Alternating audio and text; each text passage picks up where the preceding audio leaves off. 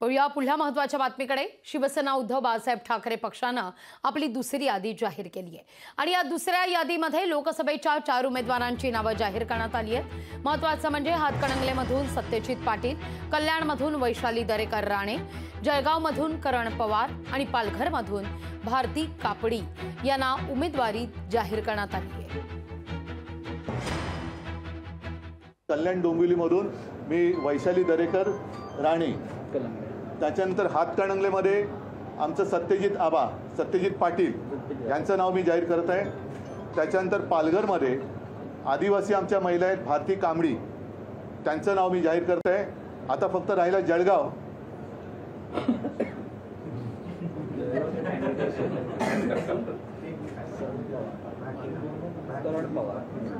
जळगावचं काय करायचं? जळगावला करण पवार आपल्या समोर बसलेले आहेत आणि उन्मेश दादा आणि सगळ्या माझ्या सहकार्याने ललिताताई पण सोबत आलेल्या आहेत, त्या वैशालीताई आहेत। सगळ्यांनी मिळून त्यांचं स्वागत केलेलं आहे आणि मला खात्री आहे की जळगावमधून यावेळेला अस्सल शिवछत्रपतीचा भगवा झेंडा लोकसभेवरती गेल्याशिवाय राहणार नाही।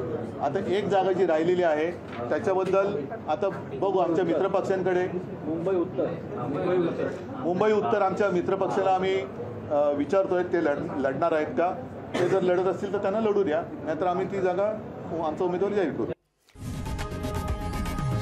लोकशाही मराठी ऐका, पहा, जागरूक रहा।